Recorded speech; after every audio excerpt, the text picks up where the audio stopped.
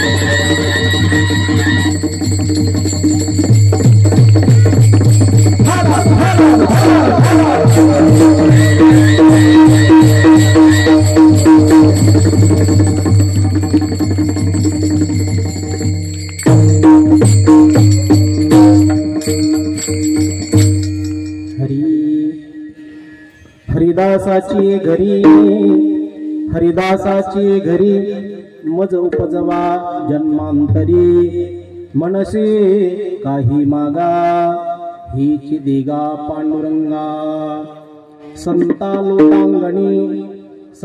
लोटांगणी जाता लाज नको म्हणी मनसे काही मागा हीची दिगा पांडुरंगा तुका म्हणे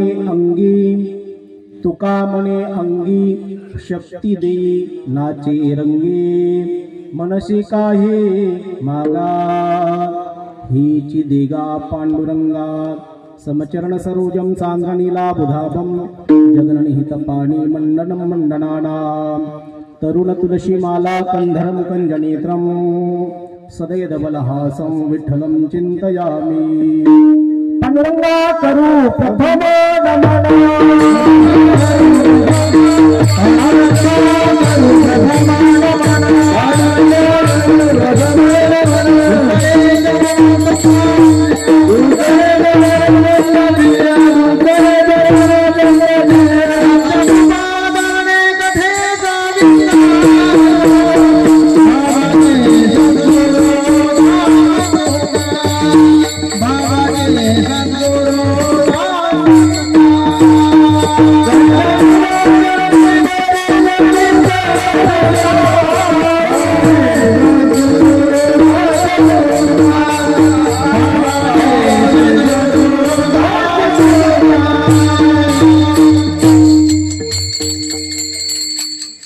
पांडुरंगा करू प्रथम नमन दुसरे चरण संतांच्या त्यांच्या कृपादाने कथेचा विस्तारो बाबाजी सद्गुरुदास तुका जयांचे केलिया स्मरण भूय सकळ विद्यांचे अधिकरण तेची वंदो श्रीचरण श्री गुरूंचे ते नमस्कारो नियाता नीलांबुज श्यामल कोमलांगम सीता समारोपित वाम भागम पानो महासायक चारु चापम नमामि रामं रघुवंशनाथं नमो सद्गुरु तुकया ज्ञानदीपा नमो सद्गुरु सच्चिदानंद रूपा नमो सद्गुरु भक्त कल्याण मूर्ती नमो सद्गुरु भास्करा पूर्ण कीर्ती घ्यावी माझी सेवा दीना दुर्बलाची देवा दीना दुर्बलाची देवा दीना दुर्बलाची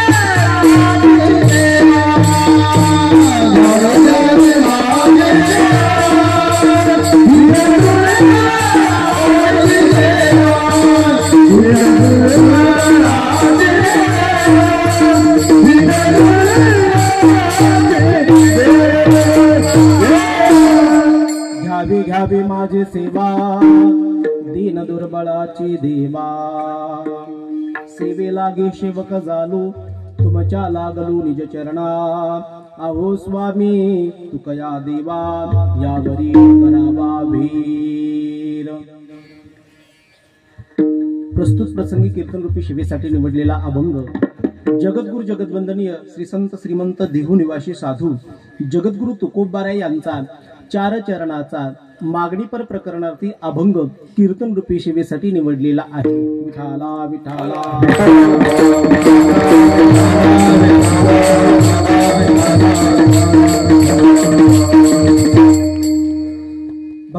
परमात्म्याची ही सेवा आहे।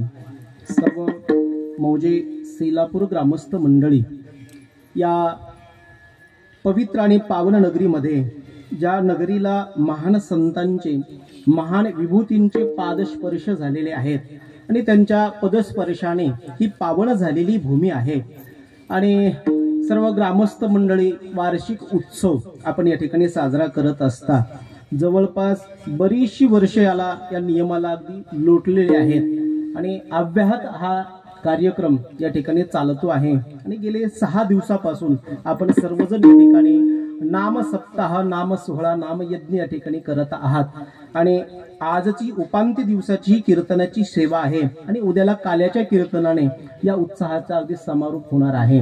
खरं तर माझ्याकडं एवढं ज्ञान नाहीये, माझ्याकडे एवढी सेवाही नाहीये, तरीही परंतु पूर्व पुण्य ठेवा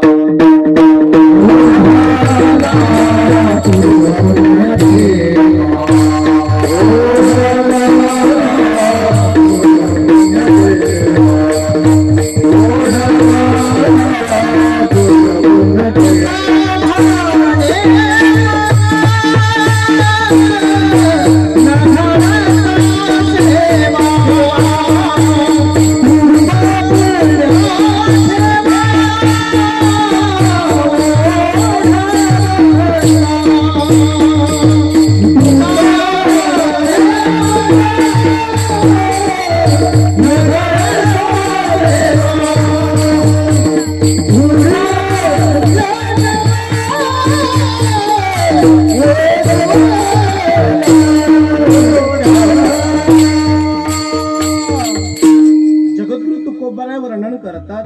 कारण काही सेवा नसतानाही, कसल्याही पद्धतीची परंपरा सांभाळली नसताना सुद्धाही अगदी या ठिकाणी या सेवेचा योग येतो आहे। आपल्या सर्वांनी अगदी मला खांद्यावरती घ्यावं, आपण सर्वांनी मला हाताला धरावं, हे पूर्व पुण्य ठेवा ओढवला। पूर्व पुण्यहीन अगदी या ठिकाणी या पवित्र पावन दरबारामध्ये मला सेवा करण्याचा योग येतो। खरं तर संपूर्ण ग्रामस्थ मंडळी असतील आणि आपल्या गावातील हरिभक्त परायण या ठिकाणी अत्यंत निष्ठेनं निष्काम भावनेनं सेवा करणारे आपले हरिभक्त परायण कृष्ण महाराज असतील, त्यानंतर हरिभक्त परायण किशोर महाराज असतील आणि अन्यही आपल्या गावातली बरीचशी मंडळी परिचित अगदी या ठिकाणी आहेत। कारण बाबांच्या संबंधातून आपल्या सर्वांचा दर्शनाचा, आपल्या सर्वांच्या भेटीचा या ठिकाणी योग आलेला आहे आणि गेले 5-7 वर्षापासून बाबांच्या संबंधात अगदी या ठिकाणी आपल्या सर्वांचे दर्शन या ठिकाणी मला घडत आहे। आपल्या स्मारकावरती बाबांच्या संबंधातून मला 3-4 वेळेस या ठिकाणी येण्याचा योग आला, परंतु आपल्या सर्वांच्या सेवेचा हा प्रथम योग आहे। विठाला विठाला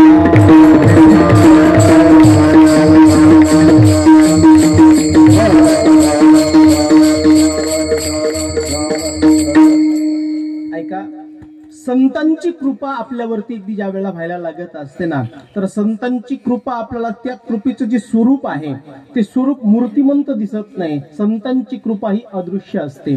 संतांची कृपा एका कुत्र्यावरती झाली, संतांची कृपा एका कुत्र्यावरती झाली, तर त्या कुत्र्याची काय आहे? पायरीला, रायगडाच्या पायरीला काय आहे? समाधी आहे। बरं, संतांची कृपा एका रेड्यावरती झाली, तर त्या रेड्याची सुद्धा काय आहे? समाधी आहे। आळेपाट्याला आपण जर गेलो तर रेडेश्वराची त्या ठिकाणी काय आहे? समाधी आहे। एरवी ज्या रेड्याला काठीशिवाय बोलायचं अगदी त्या ठिकाणी माणसाकडे ज्ञान नाही, काठीशिवाय। कोणाला? रेड्याला। कारण रेड्याला जर बोलायचं असेल तर आपल्याकडे काय हत्यार त्याला मारण्यासाठी? काठीच आहे। तर अगदी पण त्या रेडेश्वराला सुद्धा आपण दही दूध टाकून अगदी त्याच्यावरती अभिषेक करावा, एवढे अगदी त्या ठिकाणी त्याचा अधिकार का झाला असेल, तर त्याचं एकमेव कारण आहे संतांची कृपा। मग एक रेड्याचा जर अभिषेक त्या ठिकाणी होऊ शकतो, तर मग परभणीचा वेडा इथे येऊन बोलू शकतो का नाही? बोलू शकतो का नाही? का? तर याला एकमेव अगदी त्या ठिकाणी कारण, एकमेव या ठिकाणी संतांची कृपा। विठाला विठाला विठाला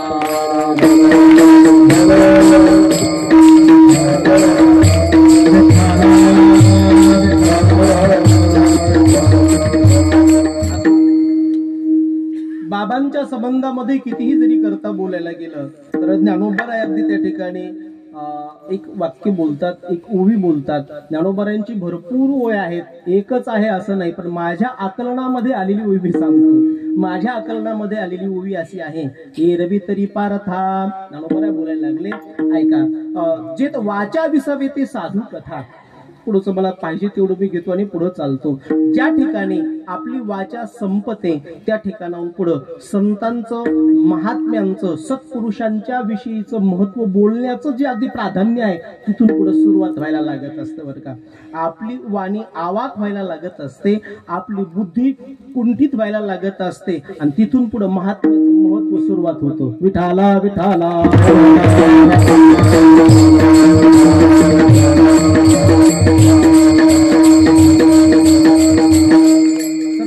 गुणीजन गानगंधर्व देवता या ठिकाणी उपस्थित आहेत. हरिभक्तपरायण मृदंगावरती आपल्या सर्वांना साथ करत आहेत. आपल्या परिसराचं वैभव या ठिकाणी, या विदर्भाचं वैभव म्हटलं तरी हरकणार नाही. हरिभक्तपरायण आदरणीय सचिन महाराज फेरके महाराजांची 7ही दिवस आणि बऱ्याच दिवसापासून या ठिकाणी ही सेवा चालते आहे. महाराज सुद्धा या ठिकाणी उपस्थित आहेत. गानगंधर्व देवता हरिभक्तपरायण आदरणीय कैलास महाराज आणि कृष्णा महाराज या ठिकाणी उपस्थित आहेत आणि अन्यही बाबा सुद्धा या ठिकाणी उपस्थित आहेत. काय नाव आहे? कृष्णा महाराजच का?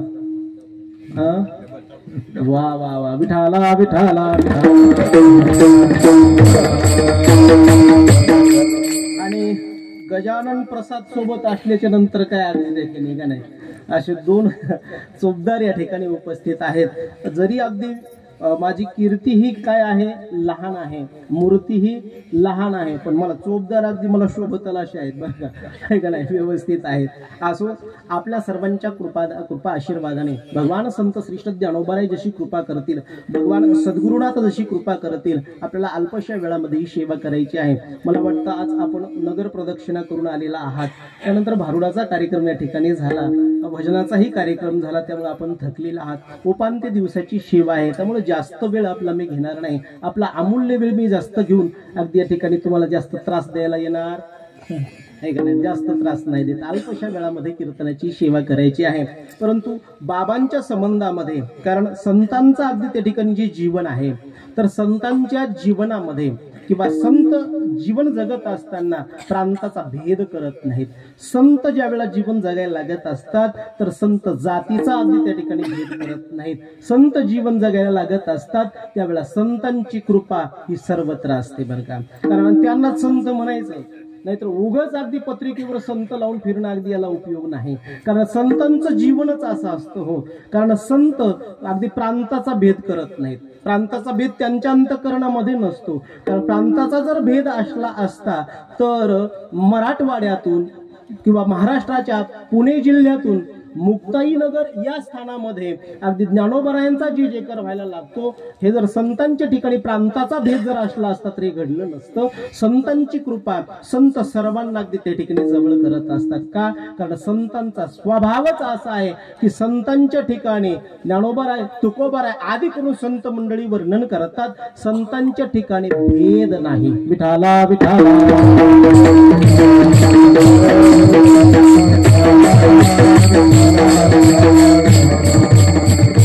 चालत चालत तुकोबारायांचं एक उदाहरण देतून पुढे चालतो. तुकोबारा वर्णन करतात, दिव्याच्या ठिकाणी भेद आहे का? कोणता भेद? तुकोबाराय म्हटले, दिवा जर आपल्या घरामध्ये अंगणामध्ये लावलेला आहे आणि रात्रीची वेळ आहे आणि त्या वेळेला जर त्या अंगणामध्ये त्या घरामध्ये जर चोर चोरी करण्यासाठी आले तर दिवा त्या ठिकाणी आपला जो प्रज्वलित केलेला प्रकाश आहे तर तो संकुचितपणाने अगदी बंद करून घेतो का? नाही. आणि त्याच ठिकाणी त्या घरातली जरी व्यक्ती आले तर म्हणत नाही आता आपण जास्त प्रकाश द्यावा, आपण त्याचा जो स्वभाव आहे तर त्याच्या ठिकाणी अगदी ते भेद नाही. त्याच्या ठिकाणी चोर आणि साव म्हणजे शाहू माणूस दोन्ही त्याच्या ठिकाणी कसे आहेत? दीपानाही पाठी पोटी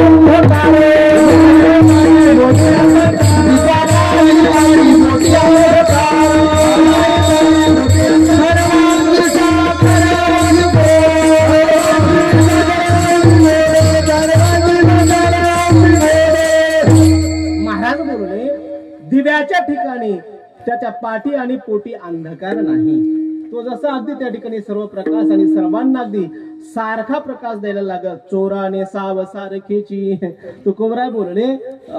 त्याला अगदी चोर आणि सावकार दोन्ही अगदी साव म्हणजे शाहू माणूस दोन्ही काय आहेत, सारखेच आहेत. किंवा सर्वांगी साखर अवघी गोड. तुकोबराय सांगतात साखर अगदी त्या ठिकाणी न जाणत्या अज्ञानी लेकरांनी जर दादा खाल्ली तर त्याला ती साखर कडू लागेल का?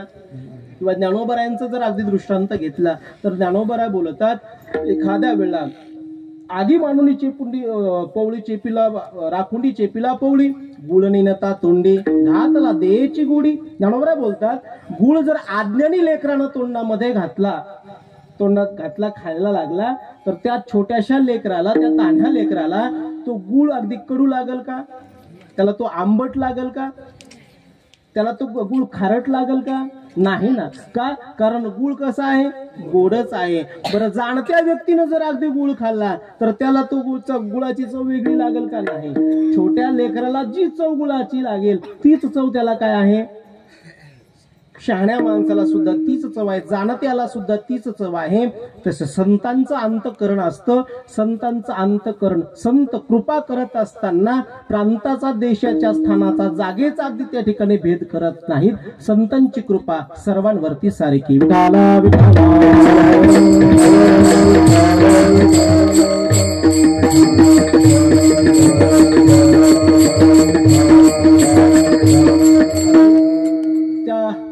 बाबांच्या कृपेतून आणि सद्गुरू बंगाळे बाबा यांचंही याच प्रांतामध्ये बाबांचा सुद्धा अगदी त्या ठिकाणी खूप मोठं कार्य या प्रांतामध्ये झालं. परंतु नंतर कार्याच्या व्यापामुळं मुंबईला अगदी त्यांचं राहणं झालं आणि बाबांच्या संबंधातून सद्गुरू बंगाळे बाबा असतील, सद्गुरू वासुदेव महाराज असतील, बाबांच्या संबंधातून मला या ठिकाणी येण्याचा योग आलेला आहे.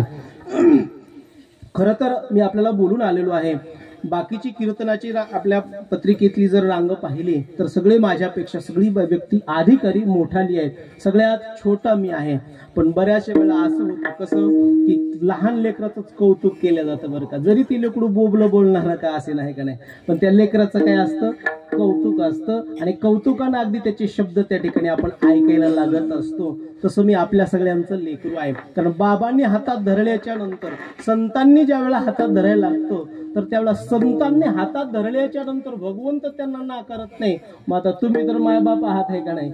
बारा धरी तिच्या हाती संत कृपावंत पाडे पंढरीनाथ लढा त्याचा. महाराज वर्णन करतात संतांनी हाताला धरलं की अगदी त्या ठिकाणी भगवान पंढरीशी परमात्मा सुद्धा त्याचे कौतुक पुरवत असतो, त्याचे लाड पुरवत असतो. असो बाबांच्या संबंधातून मी या ठिकाणी येतो आहे. बाबांच्या संबंधातून आणि बाबांचं जे जीवन होतं बरं आपण सर्वांनी जवळून अनुभवलंय. बाबांच्या संबंधातून ते जीवन मी सुद्धा जवळून अनुभवलंय. बाबांना अगदी त्या ठिकाणी असं नव्हतं. बऱ्याचशा वेळा असं घडायचं चातुर्मासामध्ये अन्नसत्र चालायचं आपल्या धर्मशाळेमध्ये आणि मग त्या ठिकाणी माझ्या संबंधातली काही माणसं जर त्या ठिकाणी यायची असतात तर मग बाबाला कळवायचं बाबा आज 10 माणसं माझ्याकडे माझ्या संबंधातून इकडे आपल्याकडे मला भेटीला येणार आहेत.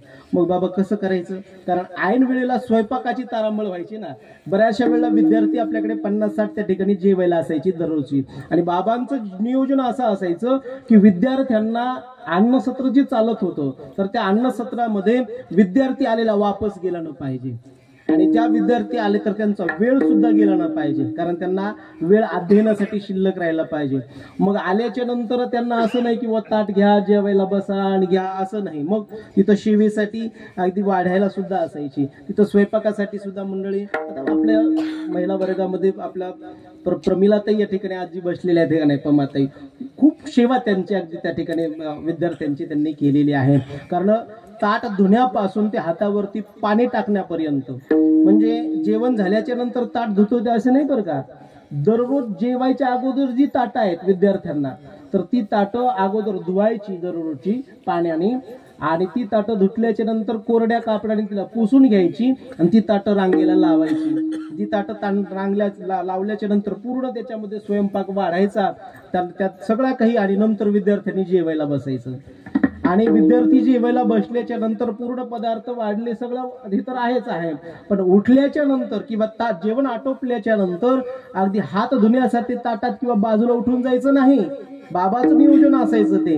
तर एका व्यक्तीनं एका बकेटामध्ये पाणी घ्यायचं आणि त्या विद्यार्थ्यांच्या हातावरती टाकायचं आणि नंतर त्या विद्यार्थ्यांना आहे असं ताट सोडून निघून जायचं. का?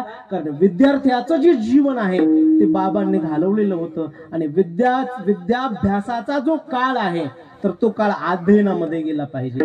बरोबर आहे ना? कारण तो काळ, ती वेळ, त्याची अगदी वायफट जायला नको, वेळ जायला नको, ताट धुण्या या ठिकाणी वेळ जायला लागेल म्हणून बाबांचं असं नियोजन असायचं. आणि सगळी सेवा त्या ठिकाणी बाबा स्वतः उभं टाकून करून घ्यायची. स्वतः बाबा त्या ठिकाणी कधी कधी असं पाहिलं, जर महिला वर्ग ताट धुण्यामध्ये गुंतलेले असतील तर बाबा स्वतः झाडू घ्यायचे कधी कधी. कारण बाबांचं जीवन हे जवळून अनुभवलं, बाबांच्या संगतीमध्ये त्या ठिकाणी राहण्याचा योग आला.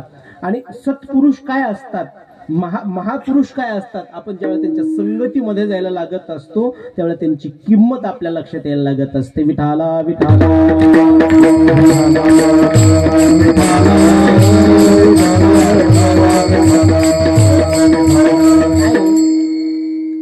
बाबांना कधी कधी तिथं ते चालायचं डॉक्टर भरपूर सांगायचे, कारण व्यायाम शरीराला गरजेचा होता.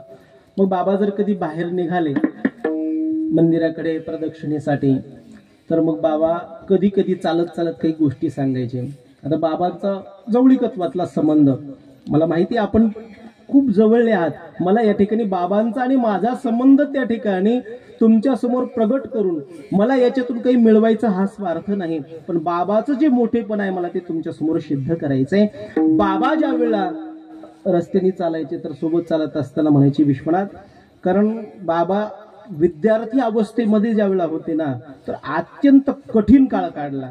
कारण आजही आपण कधी कधी मोठ्या वक्त्यांच्या मुखातून ऐकत असतो, आळंदीतली त्या काळातली परिस्थिती फार बिकट असायची. वाळलेले कुटके अगदी त्या ठिकाणी त्यांना पत्रावरती वाळू घालायच्या, शिल्लक राहिलेल्या भाकरी, आणि त्या भाकरी पाण्यामध्ये इंद्रायणीच्या बुडवून खायच्या. हे कष्ट सोसलेत. आणि बाबा त्यावेळेला सांगायचे की ज्या काही काळात मला ज्यावेळेला पैसे नसायचे ना तर त्यावेळेला मी स्वतः काही ग्रंथ घ्यायचे आणि ते ग्रंथ रस्त्यावरती उभं टाकून विकायचे आणि त्याच्यातून धनार्जन करायचं आणि नंतर अभ्यास करायचा. एवढे काठिण्याचे दिवस बाबांनी काढले, एवढे कठीण दिवस काढले. बरं, ते दिवस काढून त्याच्यातून काही अगदी त्या ठिकाणी द्रव्य संग्रह करायचा आहे का? नाही. बरं, या ठिकाणी याही भागामध्ये बाबांनी असं काही कार्य केलं, कारण ही जी आपण वास्तू पाहायला लागतो या ठिकाणची, ती वास्तू बाबांनी या परिसरामध्ये जी काही मंडळी आहेत तीर्थयात्रेच्या यात्रा काढून बाबांनी त्याच्यातून जे द्रव्य अर्जन केलं तर त्या द्रव्याचा जो भाग आहे तर तो तेच द्रव्य आज आपल्याला वास्तू स्वरूपानं पाहायला मिळतं. विठाला विठाला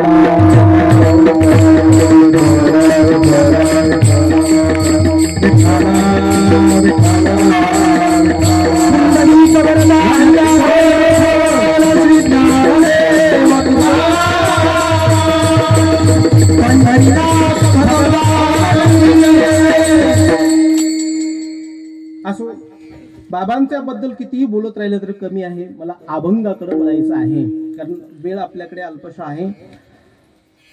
निवडलेला अभंग जगद्गुरु तुकोबाराय यांचा आहे आणि या अभंगामध्ये जगद्गुरु तुकोबाराय वर्णन करायला लागले हरिदासाची घरी, हरिदासाच्या घरामध्ये. कारण काय आहे, अभंग मागणी पर आहे आणि आपण बऱ्याच वक्त्यांच्या मुखातून ऐकलेलं आहे. कारण आपण सेवा केली आणि सेवा केल्याच्या नंतर त्याचा जर मोबदला आपण मागायला लागलो तर आपली ती सेवा ठरत नाही. बरोबर, आपली ती सेवा ठरत नाही. कारण आपण जर मोबदला मागत असू तर ती सेवा थोडीच आहे, तो व्यवहार होत असतो. आणि मग परमार्थामध्ये व्यवहार असतो का? तर परमार्थामध्ये व्यवहार नाही. परमार्थ हा निष्काम भावनेचा आहे. कसलीही अपेक्षा न करता जो परमार्थ असतो, जे भजन असतं, तर तो शुद्ध परमार्थ आहे. तो शुद्ध परमार्थ, काही अपेक्षा ठेवायची नाही. आपण आपलं कार्य करत राहायचं, पण त्या कार्यापासून जी फलप्राप्ती व्हायला लागत असते हरिदादा, त्या कार्यापासून होणारी जी अगदी फलप्राप्ती आहे तर त्याची अपेक्षा न करता ते कार्य करायचं आहे. विठाला विठाला विठाला.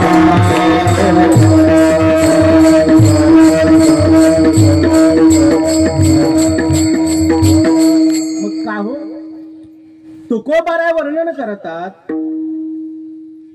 तुकोबाराय परमात्म्याकडे मागतात. मग हे मागणं अगदी उचित आहे का? हे योग्य आहे का? मागितलं पाहिजे का? मागावं का? कारण ज्या तुकोबर आहे स्वतः असं बोलायला लागले. कारण काही वेळेला, कारण आपण जर पाहायला गेलं तर काहीच जीवन असं आहे तर ते पूजनीय जीवन आहे, काहीच जीवन वंदनीय आहे. बरं, काहीच जीवन अगदी त्या ठिकाणी निंदनीय आहे आणि काहींचं जीवन उपेक्षणीय आहे. बर, मग जी लोक पूजनीय वर्गामध्ये बसतात, पूजनीय वंदनीय वर्गामध्ये बसतात, तर ते कोण आहेत? तर ते तो वर्ग असा आहे कोणता की तो वर्ग संतांचा आहे. ते पूजनीय वर्गामध्ये बसतात आणि ते वंदनीय वर्गामध्ये बसतात. आणि बरोबर आहे का? हो, कारण संतांचं जीवनच असं आहे, कसं आहे? पूजनीय आहे. आणि पूजनीय जे असतात ते संत असतात किंवा त्या अगदी अधिकारावरती पोहोचायचंय. कोणत्या? आपल्याला जगताकडून अगदी पूज्यता प्राप्त करून घ्यायची तर ती दाखवायची नसते, बरं का? पूज्यता डोळानं देखावी, हे का नाही? स्वकीर्ती कानी नायकावी. ज्ञानोबा आहे त्या अधिकार्याचे लक्षण वर्णन करत असताना ज्ञानेश्वरीमध्ये बोलायला लागलेले आहेत. त्यांनी ते पूज्यतेचा आव आणायचा नसतो. समाज अगदी त्या ठिकाणी पूजायला लागला म्हणून अगदी आपण तो आव समाजासमोर दाखवायचा नसतो. त्या ठिकाणी वेडवे माझी दडे महिमे भेने ज्ञानोबा वर्णन करतात. पण ऐका, मला एवढं म्हणायचंय की जे पूजनीय आहेत तर त्या वर्गामध्ये ते संत आहेत. संतांची पूजा केली पाहिजे का?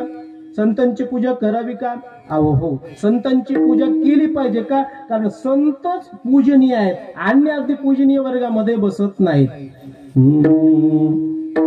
घाली संतासी आसने, घाली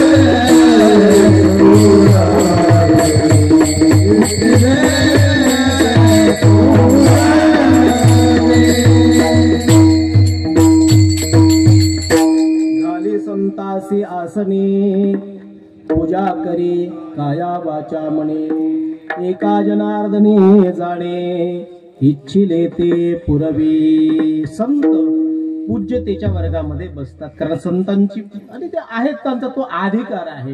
बरं, संतांची पूजा तुम्ही आम्ही करावी, संतांना अगदी तुम्ही आम्ही बसण्यासाठी आसन द्यावं, यात काहीच नवल नाही. आपलं तर कर्तव्य आपण ते केलं पाहिजे. परंतु महाराज सांगतात संतांची पूजा, संतांचं वंदन, ब्रह्मादिक देव सुद्धा संतांचं वंदन करतात, संतांची पूजा करतात. तिथं तुमचा आमचा काय पाड आहे? विठाला विठाला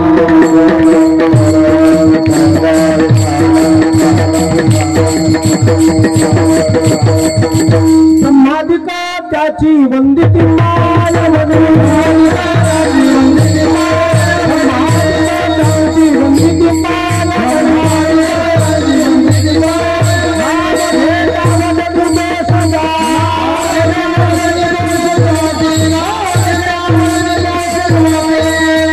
महाराज बोलले ब्रह्मादिक त्यांची वंदिते पायवनी. संत एवढ्या पूज्यतेचे आहेत. ब्रह्मादिक देव सुद्धा काय करतात? पुरुषोत्तम महाराज ब्रह्मादिक देव सुद्धा संतांची पायवनी, संतांच्या अगदी त्या ठिकाणी चरणवंदन करतात. हा अधिकार संतांचा आहे. याच्याही पुढं सांगायचं जर झालं तर देव सुद्धा संतांची पूजा करतो. किंवा याच्या पुढं जर सांगायचं असेल आपल्याकडे प्रमाण आहेत. आपण जर देवपूजेसाठी बसलेला आहात आणि त्या कालामध्ये जर आपल्या द्वारावरती संत आले असतील तर शास्त्र आणि संतांचा अगदी त्या ठिकाणी वाङ्मय आपल्याला असं सांगतं की देवाची पूजा आपण अशी बाजूला सरका, आहे का नाही? बाजूला सरका आणि संतांची पूजा करा. देव सारावे सरते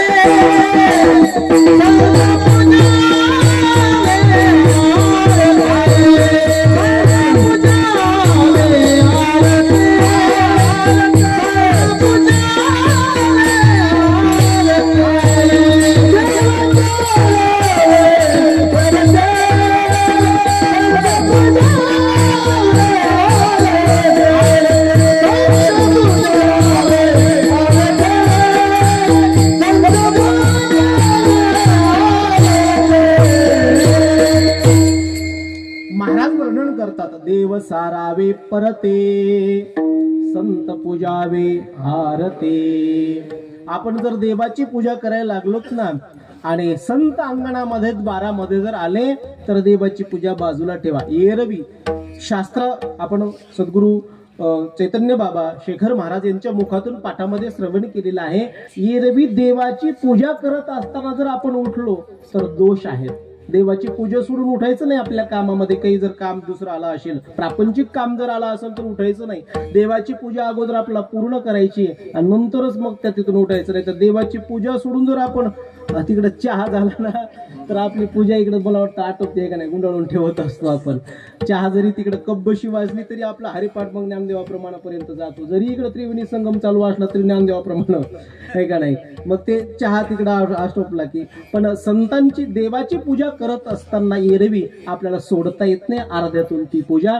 परंतु तोही न्याय शास्त्राने अगदी मागे टाकला आणि संतांनी सांगितलं की बाबा हरकत नाही, जर संत दारामध्ये आले, महापुरुष जर आपल्या दारामध्ये आले तर आपण बाकीची 1000 कामं सोडून द्या आणि अगोदर संतांची पूजा करा. मला याला आपल्याला एकच सांगायचं की संत हे काय आहेत, पूजनीय आहेत. संतांची आपण पूजा केली पाहिजे.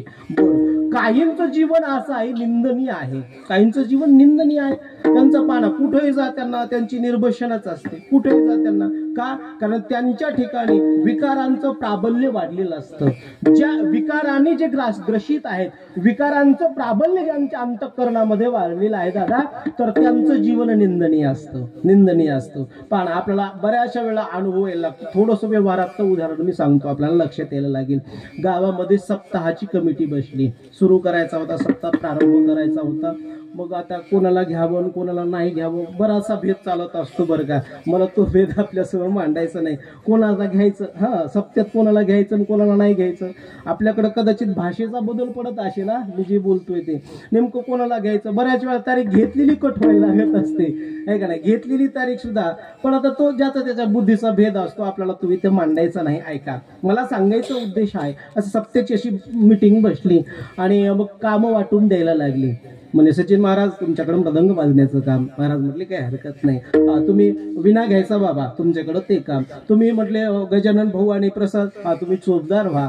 कामं लावून दिली ज्यांचे त्यांना. इकडे कृष्णा महाराज असतील, हे महाराज असतील, तुम्ही गायनाचं काम करा. एक जण म्हटलं स्वयंपाकाचं माझ्याकडे द्या, काय हरकत नाही. आणि तेवढ्यामध्ये एक जण त्या ठिकाणी थोडा असा पेंगत असा झुलत आला होता. समजत ना आता हे, हा ते झुलत आला होता. म्हणजे रस्त्याच्या ह्या काठाला एकदम रस्त्याच्या त्या काठाला एकदा जायला लागला होता चलत चलत. आणि तो तिथे येऊन म्हणायला लागला, मला काय काम देता सांगा. गावकऱ्यांनी सांगितलं तू काहीच करू नको, एवढं काम कर. आलं लक्षात, काही नसलेली उठाठेव करू नको. म्हणजे एवढं बाकी काय करू नको तू, आहे का नाही. नसलेली उठाठेव कशाला करतो बाबा, तू काहीच करू नको, 7 दिवस एवढं कर. नाही तर उगा मंडपात येऊन गदारोळ केल्यापेक्षा तू न आलेला बरा तिकडं. विठाला विठाला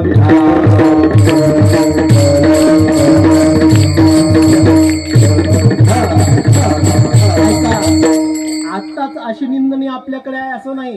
शास्त्राने सुद्धा त्यांची निर्भशना केली, त्यांची निंदा केली. आणि संत वाङ्मयामध्ये सुद्धा मोठमोठ्या अधिकाऱ्याची त्यांनी निंदा केलेली आहे. त्यांना दूर लोटलो का, कारण त्यांच्या ठिकाणी विकाराचं प्राबल्य वाढलं. मग ज्यांच्या ठिकाणी विकाराचं प्राबल्य वाढलं ते निंदनीय आहेत. मला थोडं गाण्याचा अडचण आहे बरं का, सांभाळून घ्या.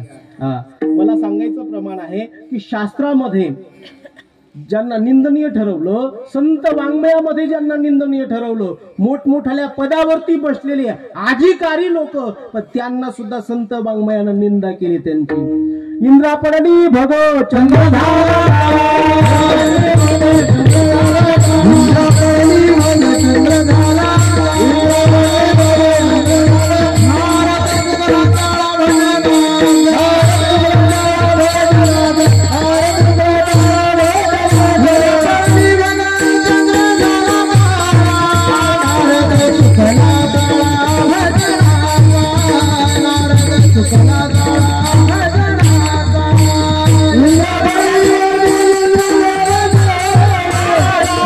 Thank you.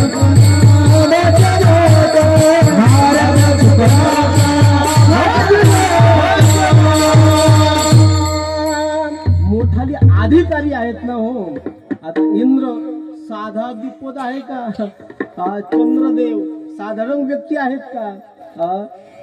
नारद चुकला चाळा भजनाचा, त्रिभुवनामध्ये जे नामसंकीर्तन करत नाचतात, प्रत्येकाला भक्तीची आवड सांगायला लागत असतात ते नारद महर्षी.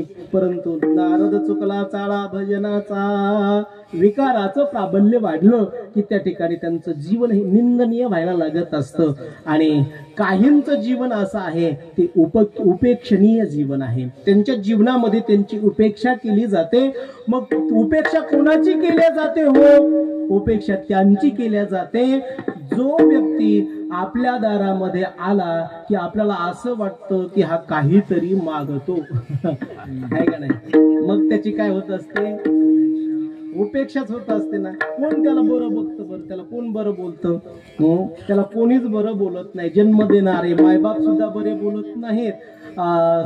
जी अर्धांगिनी आहे ती सुद्धा काय बोलतात? आता ते मी सांगायला हवं का बरं? आपण अनुभवत असलं ते कशाला सांगायला हवं? ते नको. मला त्या विषयात जायचं सुद्धा नाही. मला एवढं आपल्या समोर विचार मांडायचा आहे की जीवन काहीच उपेक्षणीय असतं, उपेक्षा केली जाते त्यांची. मग तोही वर्ग संतांनी सांगितला ना, ऐशियासी नारायणे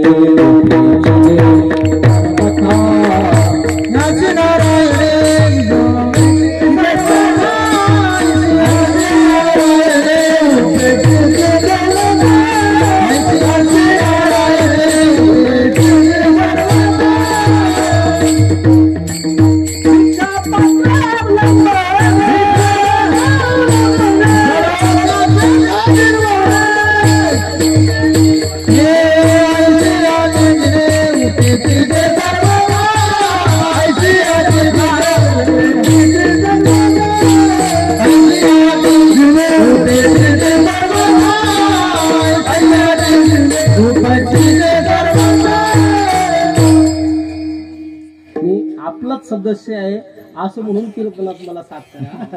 हा, नाही तर उगा आता मग उद्धव ठाकरे करू नका, आहे का नाही. तुम्ही सपोर्ट काढू नये, गुवाहाटीला गेले तर मोह अवघड होईल ना इकडे, असं होऊ देऊ नका. मी तुम्हाला स्पष्ट बोलतो, यात मला अगदी त्या ठिकाणी कुठल्या अंतकरणामध्ये द्वेषात्मक भावना नाही, काही नाही. मला गाता येत नाही, आहे का नाही. हे खाता येतं पण गाता येत नाही बरं, काय काय लक्षात घ्या. मला सांगायचं एवढं, काय प्रमाण आपण बोललो.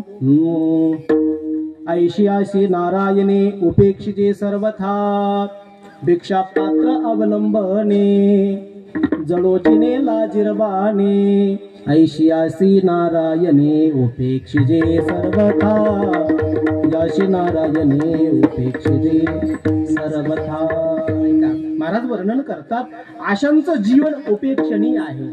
मागणाऱ्या व्यक्ती अगदी कोणाला आवडतो, आहे का नाही. मागणारा व्यक्ती जर समोरून यायला लागला तर अगदी माणूस असा वाट बदलून जातो, आहे का नाही. तो जर त्या गल्लीने यायला लागला तर हा व्यक्ती दुसऱ्या गल्लीला ना बाबा ते मागलते. मग आता आम्हाला जर मागणारी व्यक्ती आवडत नसताल तर मग भगवंताला आवडताल का? मागणारी व्यक्ती देवाला आवडत असताल का? नाही ना. देवाला सुद्धा ती व्यक्ती आवडत नाहीत. बरं मग आपण मागितल्याशिवाय राहतो का? देवाला आपण मागितल्याशिवाय राहतो का? राधाबाई, कसं मागितल्याशिवाय आपण राहतो का? आपली तर लिस्ट असते अस्माकम, आहे का नाही. सगळी लिस्ट आपण त्या अभिषेक म्हणत असताना, आता खरं जर पाहायला गेलं तर देवाकडं अगदी आपण काय ठेवतो तरी काय असतं देवाकडं. आता मंदिरावरती कृष्णभाऊ आपल्याला अनुभव यायला लागत असतो का नाही. मंदिरावर काय काय 2 नागिनीची पानं असतात, सडलेली, जवळपास सडलेलीच असतात ती, तशी चांगली कोणी आणत नाही देवाकडं. ती सुपारी जर आणली तर त्या सुपारीला किडलेली असते ती, आहे का नाही. ज्या वेळेला ब्राह्मण देवता मग घाला सुपारीला पाणी असं म्हणतात ना, डोळ्याला पाणी लावून काय करा, आता सुपारीला पाणी घाला. शुद्धोदक लक्ष्मण महाराज शुद्धोदक स्नान करून घ्या, आचमन करा आणि मग त्या सुपारीला पाणी घाला. मग आता सुपारीला आपण पाणी घालत असतो तर त्या सुपारीच्या छिद्रामध्ये आळी असते, का नाही. ती आळी म्हणती, बेट्या तू माझ्या घरात पाणी सोडलं, मी त्या घराहून पाणी सोडते आता. आळीच घर असतं ती सुपारी म्हणजे. आता मला सांगा, अभिषेकाला आणलेली खारीक जर खाल्ली तर अगदी 2 दिवस उलट्या होतात, बरोबर ना महाराज. ती बदाम जर पाहिली तर, आणि त्या खोबऱ्याकडं पाहायचंच काम नाही, आहे का नाही. ते रिटर्न पुन्हा पुन्हा तिथे यायला लागतं. कुठं? मंदिरात किराणा दुकानात जातं ब्राह्मणाकडून आणि पुन्हा ते तिथून पुन्हा देवाकडे, त्याला अगदी सुटकाच नाही. त्या साहित्याला सुटकाच नाही, ती तिथून तिथंच फिरतं, तिथले तिथंच. ही अवस्था आहे. आणि त्याच्यात देतो एवढ्या वस्तू देवाला आपण, आणि त्याहीच अगदी अशा बेकार. आणि मागतो किती, आहे का नाही, किती मागतो. तर संकल्प आपण पाहणा, अस्माकम, आहे का ना, सहकुटुंबानां सहपरिवाराणां द्विपद चतुष्पद, हे का नाही, सोळू म्हणजे आपण आपले तर आपल्या घरातले तर कुटुंब सगळे, आणि चतुष्पद ढोरं वासरं सगळ्याला अगदी सुख समृद्धी लाभावी असं म्हणून संकल्प सोडत असतो. माग द्यायचं किती, भक्ती ज्याची थोडी पूर्ण विषयाची गोडी. तुकोबारा बोलले आहेच काय आपला संकल्पच अगदी त्या ठिकाणी किती मागणी अगदी एवढी सगळी असायला लागते. मग देवाला ही लोक आवडतात का, नाही ना. मागणारी लोक देवाला सुद्धा आवडत नाहीत. भिक्षा पात्र अवलंबने, कारण हा विचार जर पाहिला, आणि सगळी लोक त्याची उपेक्षा करायला लागत असतात. सगळी लोक उपेक्षा करतात. जन्म देणारे आई वडील सुद्धा त्याची उपेक्षा करतात. अरे बाबा लेका एवढा झालास, पण आता काहीतरी कमव, आता कवर मागून अगदी जीवन जगतो. कारण मागणाराला अगदी त्या ठिकाणी सगळी लोक दूर लोटायला लागत असतात. मग तरीही तुकोबारा अगदी परमात्म्याकडे मागतात, तरी परमात्म्याकडे मागतात. तुकोबारायला हे माहिती नाही का. बरं, जे तुकोबाराय म्हणतात, काय म्हणतात, तुकोबाराय म्हणतात की जी संत आहेत, जी सत्पुरुष आहेत, भगवत भक्त आहेत, ते देवाच्या पायावर आपला जीवभाव ठेवतात आणि देवाला काही मागत नाहीत. देवाला ते काही मागत नाहीत. असे भक्त आहेत, असे संत आहेत. आणि मग ते तुकोबाराय मागायला लागतात. ठेवून येते काही न मागती, तुका म्हणे जीव भाव देवा पायी. ठेवून येते काही न मागती. मग जे जीवभाव देवाच्या पायावरती ठेवून भगवंताची सेवा करायला लागत असतात. आणि मग तेच तुकोबाराय तुम्हाला मला म्हणतात, किंवा तुकोबाराय तेच अगदी मागतात. मग हे योग्य आहे का, असं कसं अगदी दोनही पक्षाचं तुमचंच बोलणं अगदी असं कसं असावं. मग याचा अगदी प्रश्न किंवा याचं उत्तर असं आहे, मागायचं असेल तर मागण्यामध्ये सुद्धा काही प्रकार आहेत, काही प्रकार आहेत. कारण काही पण मागावं का काही मागावं, कारण तुमचं आमचं जे मागणं असतं तर ते संसाराच्या विषयी मागणं असतं, प्रपंचाला अनुसरून मागणं असतं. आणि संतांचं मागणं परमार्थाला अनुसरून असतं. विठाला विठाला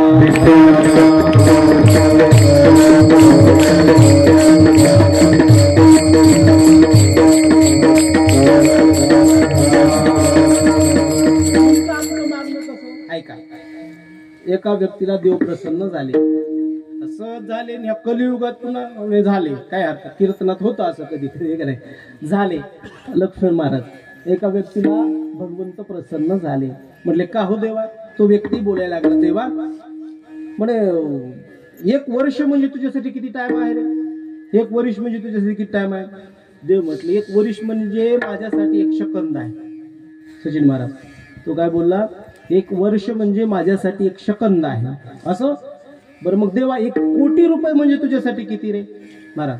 तो म्हटलं 1 कोटी रुपये म्हणजे तुझ्यासाठी किती देवा. देव म्हटले 1 कोटी म्हणजे माझ्यासाठी 1 रुपयासारखे. तसं जागा 1 वर्ष देवाला 1 सेकंदासारखा आहे, तर म्हणजे 1 कोटी रुपये 1 रुपयासारखे आहेत. मग म्हटलं देवा माझं लय काही मागणं नाही, मला 1 रुपया दे ना. काय म्हटला 1 रुपया दे. पण आता तू देवच आहे, तो जगाचा बाप आहे, हा देवाला फसवा निघाला होता. पण देव म्हटले मग 1 सेकंद थांब. विठाला विठाला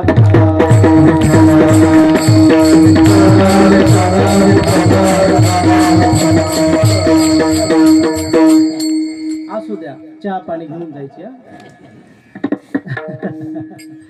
नाही लक्षात सर्वसामान्यांचे नाही येणार, हळूहळू येईल. ऐका ना, एक काय कर 1 सेकंद थांब म्हटले. मला सांगायचं हे आहे की प्रापंचिक जीव ज्यावेळेला परमात्म्याकडे मागायला लागत असतो ना, तर त्या प्रपंचाला अनुसरून त्याची मागणी असते. ग्रही व्हावे धनधान्य, हे का नाही, वाढावे संतान, वाढावे संतान, ग्रही व्हावे धनधान्य, ग्रही व्हावे धनधान्य, ग्रही व्हावे धनधान्य.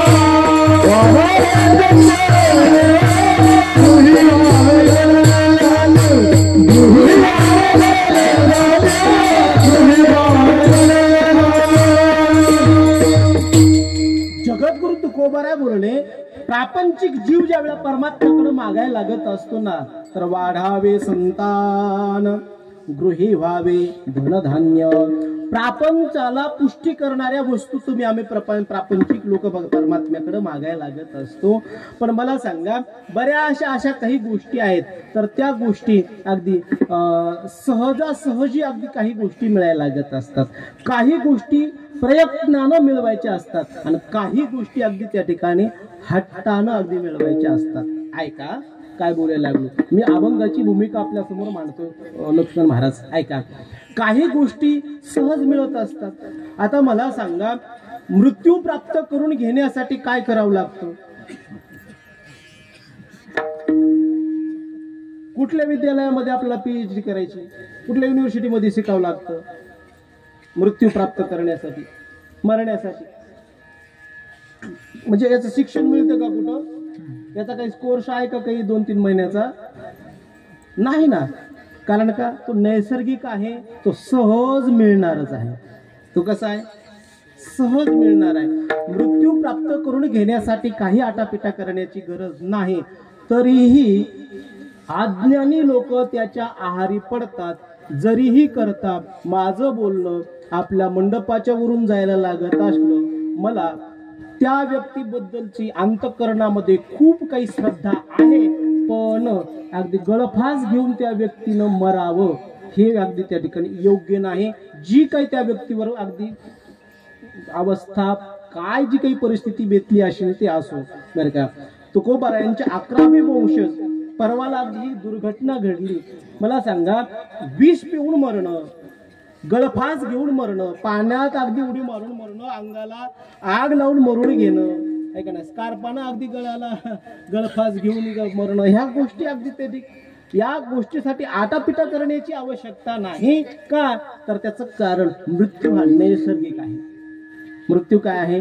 नैसर्गिक. तो मिळणारच आहे, आज न उद्या मिळणारच आहे. तुम्ही कितीही जरी काही प्रयत्न केले, तो मिळणार आहे. मग त्याच्यासाठी आटापिटा करण्याची गरज नाही. बरं, काही गोष्टी अशा आहेत त्या प्रयत्नानं मिळवायच्यात.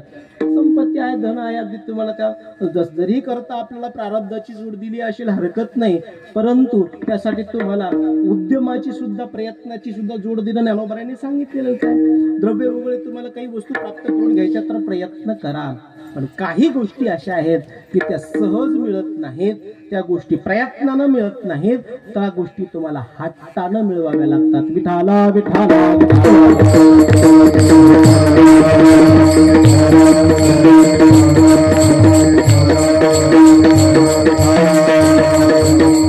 मग कुठली गोष्ट हट्टानं मिळवायची? तर हट्टानं जी गोष्ट मिळवायची आहे ती गोष्ट जगद्गुरु तुकोबारा अभंगाच्या 2ऱ्या चरणात सांगतात.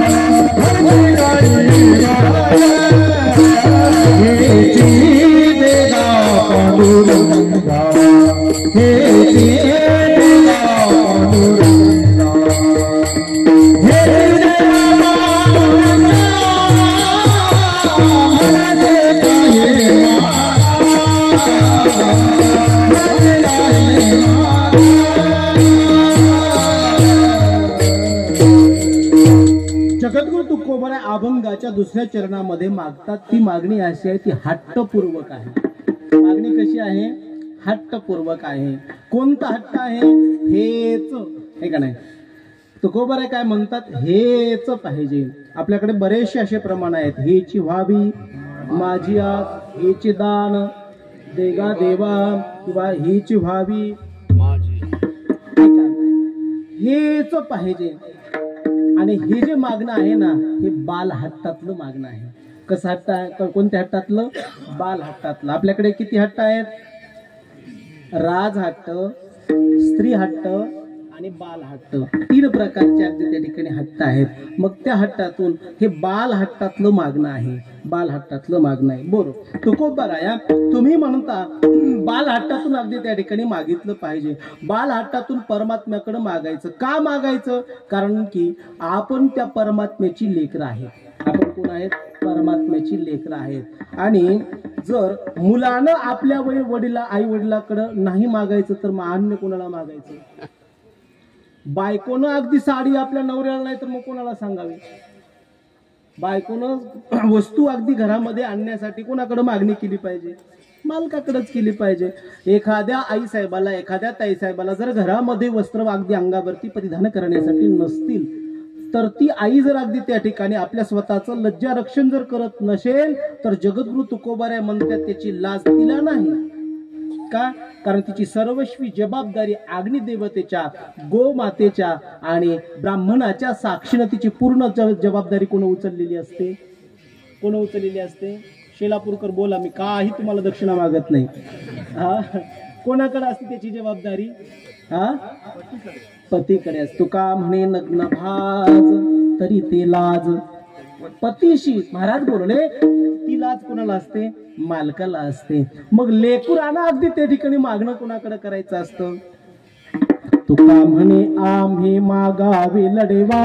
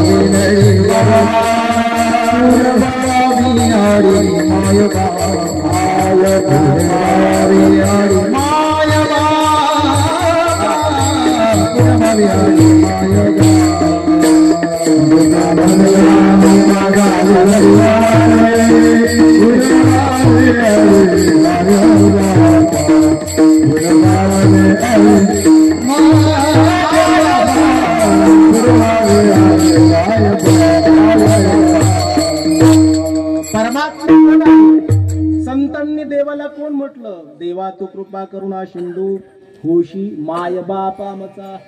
हे काय बंधू किंवा विठ्ठल बाप माय चुलता, विठ्ठल भगिनी आणि भ्राता, विठ्ठले विन चाड नाही गोता, तुका म्हणे आता नाही दुसरे.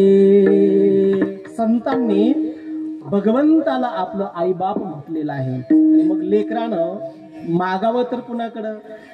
आई बापाकडेच मागितलं पाहिजे ना. आणि आई बापाचं कर्तव्य असतं लेकराचा हट्ट पुरवण्याचा. लेकराला अगदी, कारण बाल हट्ट आहे.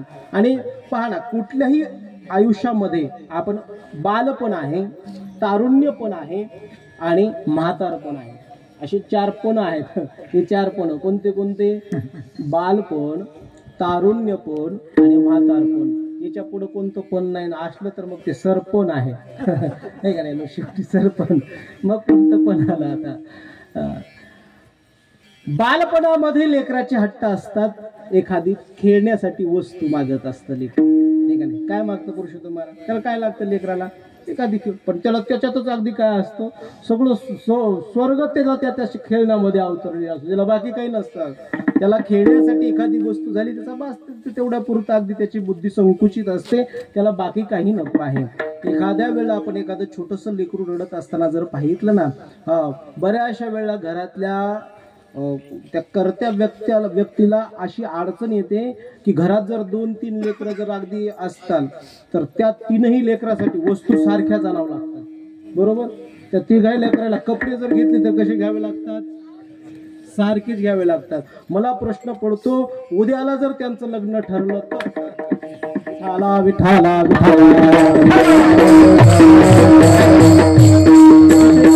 विषय सोडून द्या, पण कठीण कठीण परिस्थिती पडते का? कारण त्यांचा हट्ट असतो, तीच वस्तू पाहिजे. ते लेकरू काय म्हणतं? कारण ती वस्तू त्याला आणलेली जर खेळणी दुसऱ्या लेकराला जर दिली, घरातल्या त्याच्याच भावंडांना जर घेतली तर त्या अंगाची आग आहे का नाही असं वाटतं. त्याच्या अंगाला सगळ्या चटणी काय काय तिखट लावलं काही एवढं नाचायला लागतं त्याला. दुसरं काय? तीच वस्तू मला हेच पाहिजे म्हणतं. ते काय पाहिजे मला? हे बालपणातली त्यांना मिळवलेली त्याची इच्छा, ती मिळकत असते.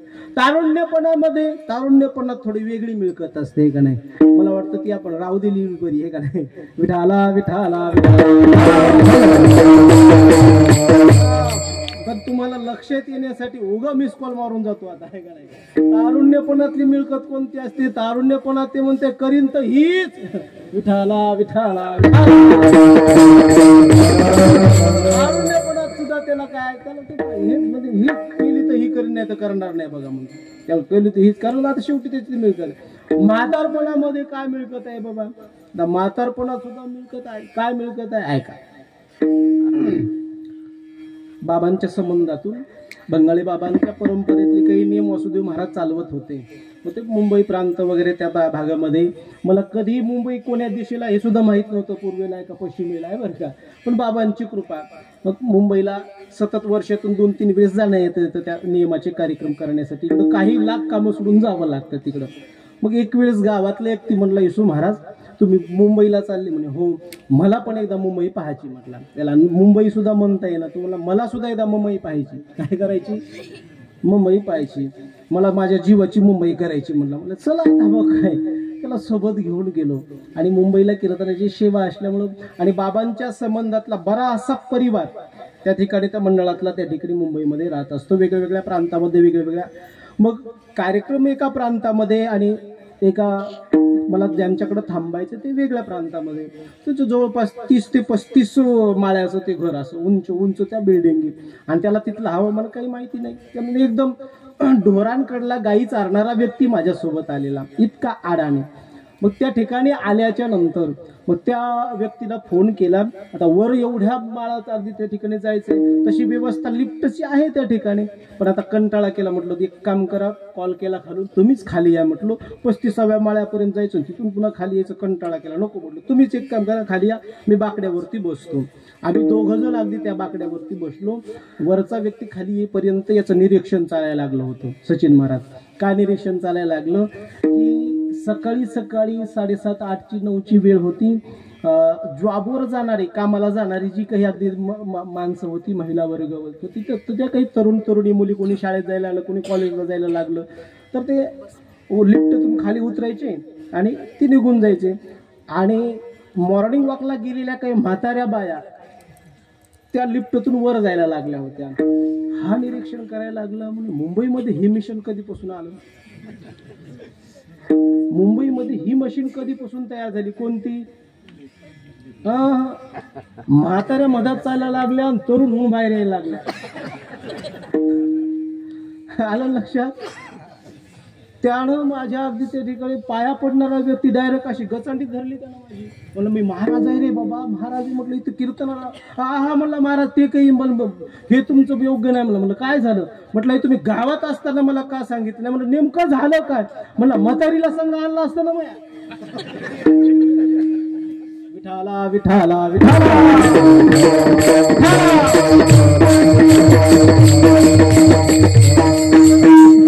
आलं लक्षात? कशासाठी? ह्या मशीन मधून काढायला. ऐका, म्हातारपणातली सुद्धा मिळकत आहे, म्हातारपणातली सुद्धा. पण मला याच्यातून सांगायचा आपल्या समोर मुद्दा हा आहे की ह्या मिळकती नकोयत आपल्यासाठी, ह्या मिळकती नकोयत. मग आपल्याला काय मिळवायचं आहे, काय मागायचं आहे? कारण मागत असताना काही मागणे हे आम्हा अनुचित, वडिलाची रीत जाणतो सो. मला माहिती आहे परंपरेतला वारकरी आहे मी. परंपरेनं माझ्या वाडवडिलांनी अगदी ही सेवा केली आहे आणि माझ्या वाडवडिलांना मी लाजवणार नाही. मला माहिती आहे परमात्म्याकडे मागायचे तर काय मागावं. परमात्म्याकडे मागत असताना हे मागावं अभंगाचं प्रथम चरण. हरिदासाची घरे हरिदासाची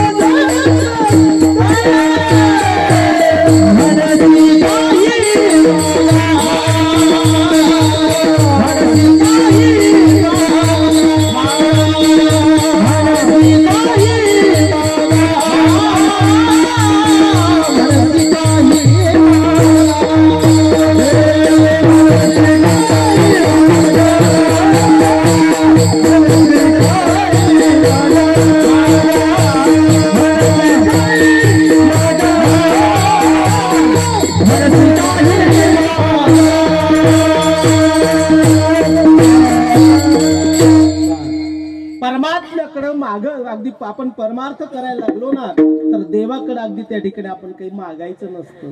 आणि मागायचं जर असेल तर असं काही मागितलं पाहिजे. काय मागितलं जगद्गुरु तुकोबाराय तुम्ही तुकोबाराय परमात्म्याकडे मागणी करतात. कोणती मागणी आहे? तुकोबाराय बोलतात हरिदासाची घरी मज उपजवा जन्मांतरी. देवा तुम्हाला असं वाटत असेल कारण आणि हेही कारण आपण चिंतन ऐकलेलं आहे कोणतं की देवा मला मागण्याची इच्छा नाही.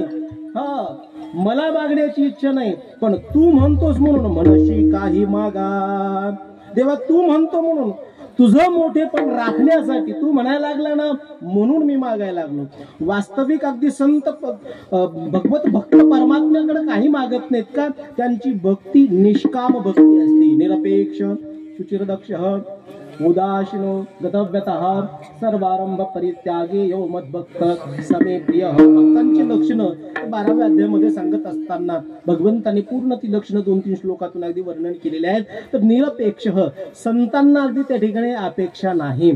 कारण ज्या वेळेला आपण कथा श्रवण करत असता कधी मध्ये भागवत मी सुद्धा करतो बरं पैसे कमी पडल्यावर विठाला विठाला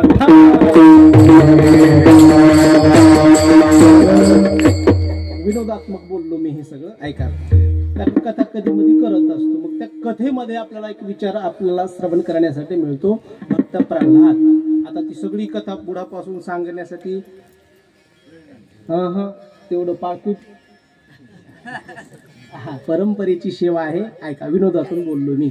ऐका भक्त प्रल्हाद ज्यावेळेला परमात्म्याचं नामचिंतन करायला लागला आणि हिरण्यकश्यपूनं भरपूर त्रास दिला आणि भगवान परमात्म्याने त्या हिरण्यकश्यपूचा अंत केला घात केला. त्यावेळेला परमात्मा एवढा क्रोधाविष्ट होता. किती राग आला होता? देवाला एवढा राग आला की देवाच्या क्रोधाग्नीमध्ये हे संपूर्ण विश्व जळून जातं की काय अशी अवस्था निर्माण झाली. मग त्यावेळेला सगळी जण विचार करायला लागली देव रागावले पण आता शांत कोण करावं नेमकं शांत कोण करावं. बऱ्याच जणांना अगदी पुढे पाठवलं पण ज्यावेळेला देवाचं ते उग्र स्वरूप पाहिलं ना म्हणजे आपल्या बापजींनी असं कधी पाहिलं नाही म्हणलं देवाचं स्वरूप आपल्याला माहितच नाही म्हणलं देवाचं स्वरूप एवढे रागावणे देवाच्या कोपाग्नीने अगदी संपूर्ण त्रिभुवन जळतं की काय असं वाटायला लागलं. आणि त्यावेळेला सगळी जण अगदी थकली. एक जण म्हणला एक काम करा माणूस किती जरी रागवला ना तर त्या माणसाला गार बर्फासारखं करतील म्हणजे त्याची बायको. कोण करतं म्हणजे बायको. मग म्हणजे बोलवा लक्ष्मी मातेला. लक्ष्मी मातेला बोलवून घेतलं आणि पुढं केलं लक्ष्मी मातेला. म्हणलं जा आई साहेब मालकाला शांत करा मालक लईच रागवलेत. पण लक्ष्मी माता जशी गेली तशी मागं परतली. म्हणली बास नको उभ्या आयुष्यात एवढे मालक कधी रागावले पाहिलं नाही. सगळी लोक अगदी असे आता काय करावं. मग इंद्रदेव असतील ब्रह्मदेव असतील सगळी म्हटले ज्यांच्यामुळं रागावले त्यांना पुढं करा आता. म्हणजे कोणामुळं रागावले? प्रल्हादामुळं. कारण प्रल्हादाला त्रास दिला होता ना, मग त्या प्रल्हादाला पुढं केलं आणि प्रल्हाद पुढं गेल्याच्या नंतर देवाच्या समोर देवाच्या अंगाला स्पर्श केला. प्रल्हादानं स्पर्श केला त्यावेळेला देवानं पाहितलं प्रल्हाद जवळ आला माझ्या, म्हणून त्या प्रल्हादाला देवानं असं पुढं हात केले, लेकराला आपल्या जवळ घ्यावं असे हात पुढं केले परमात्म्यांनी आणि त्या प्रल्हादाला असं अलगद उचललं देवानं. उचलून घेतला कडीवरी भक्ती सुखे निवाला, नाम प्रल्हाद उच्चारी तया सोडवी नरहरी, उचलून घेतला कडेवरी भक्ती सुखे निवाला.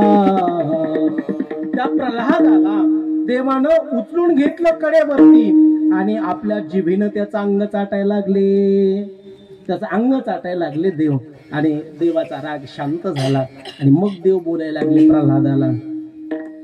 देव बोलायला लागले प्रल्हादाला, प्रल्हादा बाळा तुला फार कष्ट झाले, एक काम कर आता, आता इथून पुढे तुला कष्ट नाही, पण तुला जे पाहिजे ते मला मागून घे बरं. तुला काय पाहिजे सांग, काय पाहिजे सांग. त्यावेळेला प्रल्हाद देवाला बोलायला लागला. ऐका बरं शेलापूर मधले प्रल्हाद ऐका. देवाला मागायला लागले. काय मागायला लागले?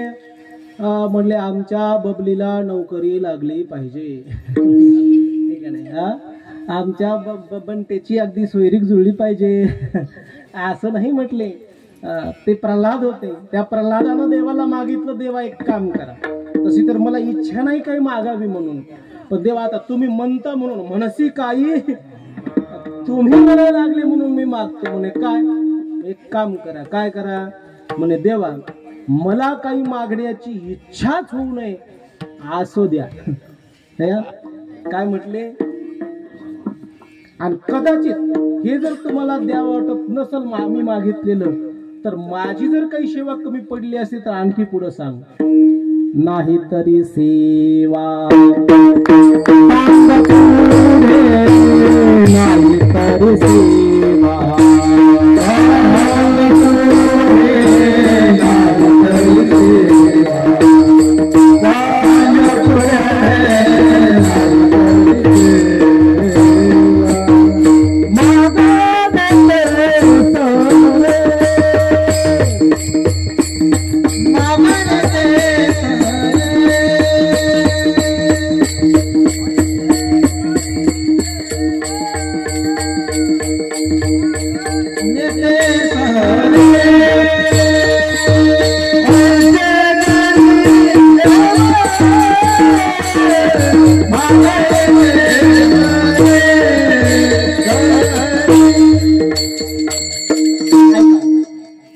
आज प्रल्हाद देवाला बोलायला लागले. देवा संत वाङ्मयामध्ये आपल्याला तुकोबारायांकडे हे पाहायला मिळतं. मागणे ते सरे आयसे करी देवा नाही तरी सेवा सांग पुढे. देवा जर माझी काही सेवा कमी पडत असेल तर सांग, पण मला माझ्या जीवनामध्ये जी मागण्याची अपेक्षा जी वृत्तीच आहे ना, तीच वृत्तीच अगदी काय करून टाक, ती शमवून टाक, ती संपवून टाक. मला अगदी माझ्या आयुष्यामध्ये काही मागावं असं वाटत नाही.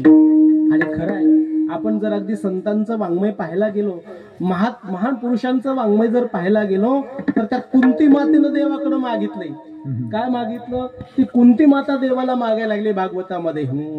विपदः शंतु न शश्वत तत्र तत्र जगद्गुरु भवतु दर्शनम यशात पुनर्भव दर्शनम. ती कुंती माता म्हणायला लागली, देवा भवतो दर्शनम यशात अपुनर्भव दर्शनम. देवा विपदः संतु न शश्वत. काय म्हणते कुंती माता? देवा माझ्या जीवनातले संकट संपू नये रे. पहा ना किती विरोधी मागणी. आपण देवाकडे मागत असतो. छोटस एखादं कार्ट आजोबा देवाच्या मंदिरामध्ये दर्शनाला जातात, तर त्या लेकराला घेऊन गेल्याच्या नंतर त्याची मान वाकवतात देवाच्या चौकटीवरती, देवाच्या पायावरती. काय मागतात त्याला? ते काय म्हणायला लावतात? काय म्हणायला लावतात? आपल्याकडले जातात ना आजोबा मंदिरावर, काय मागतात? बोला बोला. देवा सुखी ठेव, सुखाचं ठेव, आहे का नाही? पण आज कुंती माता देवाकडे मागायला लागली. काय म्हणते? देवा माझ्या जीवनातलं दुःख संपन्न पाहिजे. आता हे किती विपरीत मागणं झालं. असं कोण मागत? कुंती माता देवाकडे मागायला लागल्या माझ्या जीवनातलं दुःख संपू नये. म्हणजे का? तर कारण सांगायला लागल्या कुंती माता देवा, कारण माझ्या जीवनामध्ये ज्या ज्या वेळा दुःख आलं ना त्या वेळा मी तुझं स्मरण केलं, आणि ज्या वेळेला मी तुझं स्मरण केलं त्या वेळेला तू माझ्या समोर उभा होतास. आणि आज माझ्या जीवनातलं दुःख संपलं तर तू निघाला आज कुठं? द्वारकेला. तू निघाला आज तिकडं. नाही तर एरवी कुठं असायचा? द्वारकेचा राणा पांडवा घरी. एरवी तू इकडं असायचा का? कारण त्या वेळेला मला दुःख असायचं. मग देवा एक काम कर, दुःखच देऊन टाक मला. का ते असं अशाश्वत देऊन टाक ना, असं चिरकाळ मला माझ्या जीवनातलं दुःख संपलं न पाहिजे. ऐका, कारण परमात्म्याकडे अगदी त्या ठिकाणी मागणी करायची ना, तर ती मागणी करत असताना बाल हातातून करा एक. ऐका, कोणत्या हातातून? बाल हातातून मागणी करा एक. आणि मागणी करत असताना ती मागणी परमार्थाला पोषक असली पाहिजे. दोन. विठाला विठाला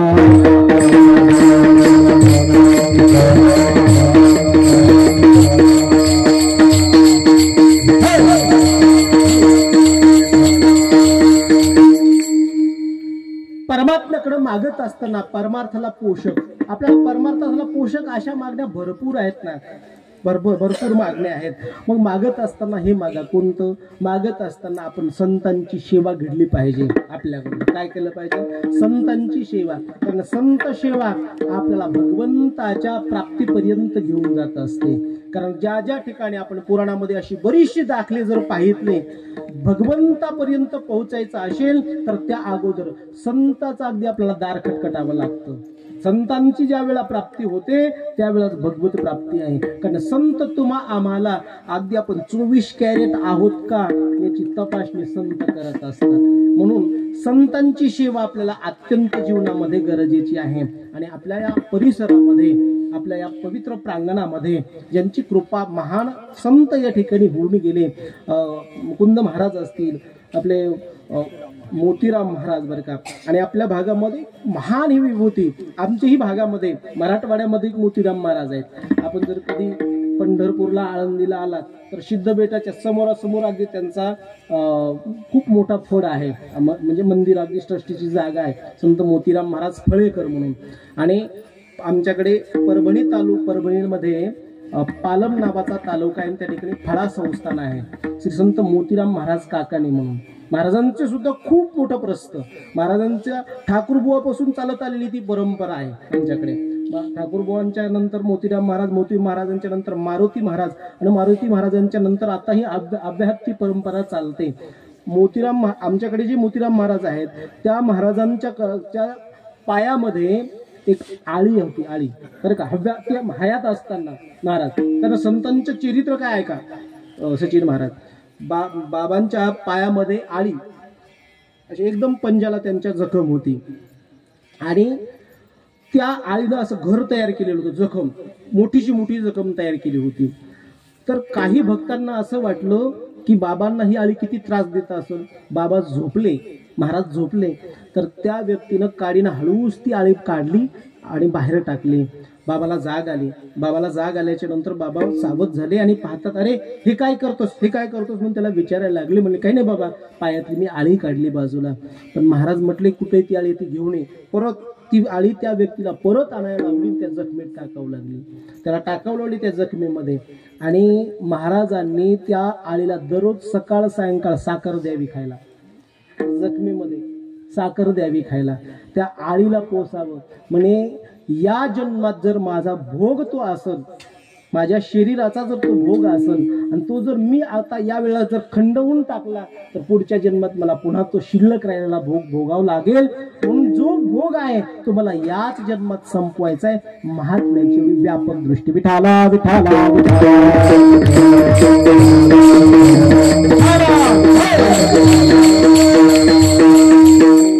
आपल्याही भागामध्ये मोतीराम महाराज.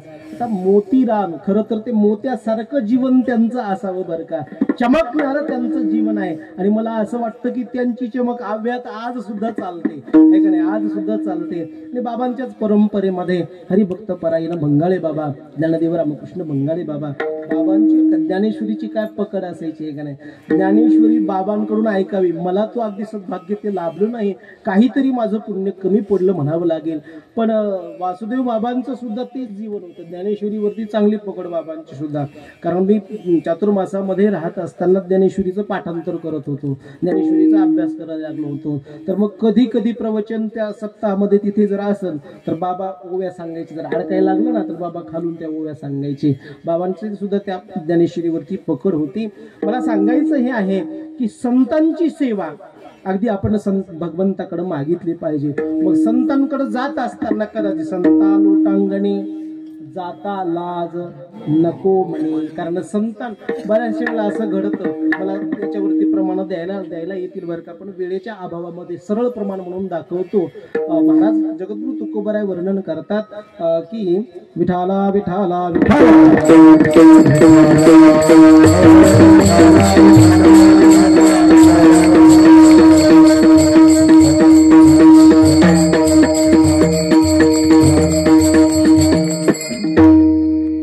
तुकोबाराय बोलले संतांशी भेटता अंग चोरी. याचा पूर्वार्ध स्मरणात येतं का? संतांशी भेटता आलंगिता कांता विठाला विठाला विठाला.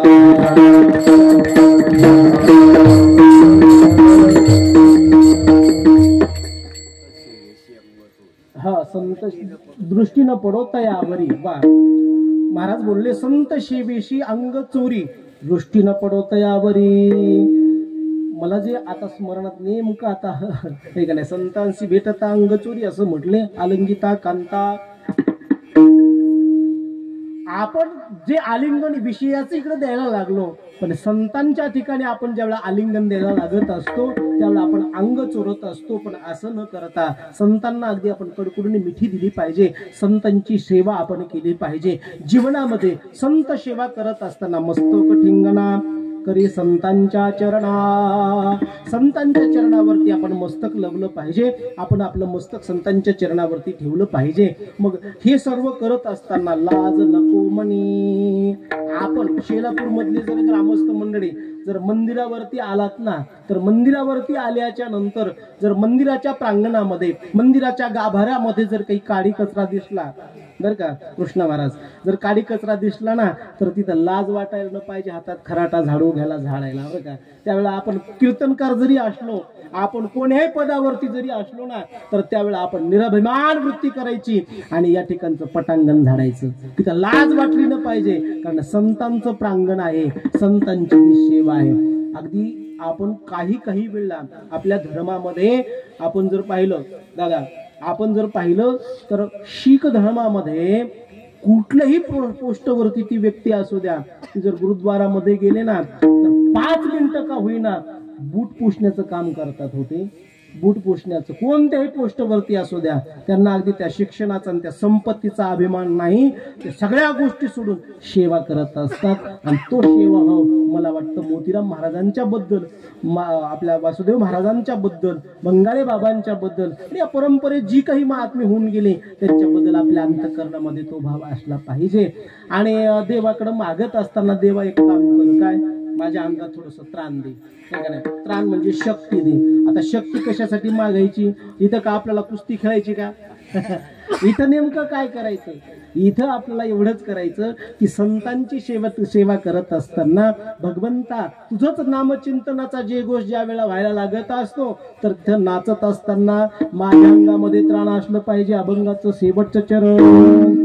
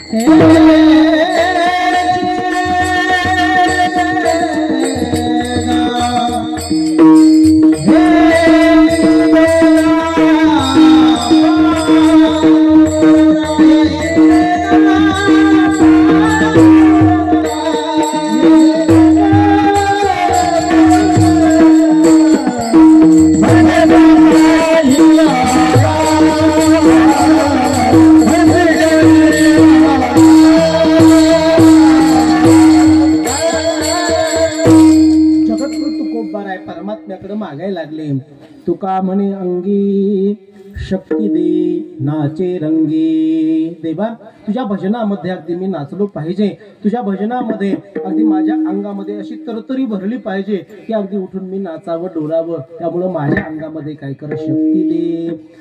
परमात्मा शक्ती स्वरूपानं तू आतच आहे, नाही असं नाही, परंतु जगद्गुरु तुकोबाऱ्या मागत असताना ही आज्ञ जीवाला भगवंताकडे मागणी जर केली तर काय असावी, एक पायवंडा वाटचाल आपल्याला तुम्हा मला काढून देतात. आपल्यासाठी अगदी हे असावं.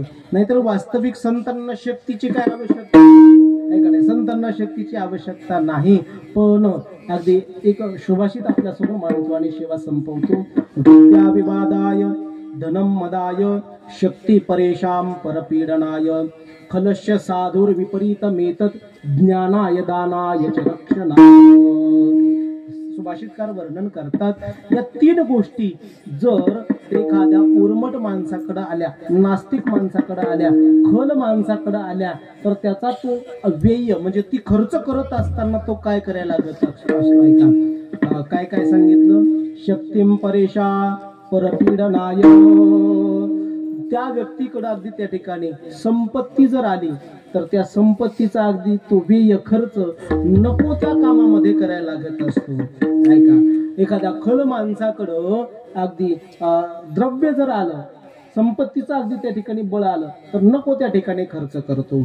शक्ती त्याच्याकडे आहे म्हणजे शरीर चांगलं असं धष्टपुष्ट आहे तर तो काय करायला लागत असतो, नको त्या माणसासंग दोन हात करायला उगाच अगदी त्या ठिकाणी तत्पर होतो. आणि विद्या जर अगदी त्याच्याकडे आहे तर ते विद्याचा सुद्धा अगदी नको त्या ठिकाणी पसारा घालत बसतो. आणि याच्यापाशी बस त्याच्यापाशी. एक जर म्हटला सांगा मग पुंडलिकाच्या मायबापाचं नाव काय आहे, आता उभं आहे का नाही, आपल्याला काय आवश्यकता आहे का?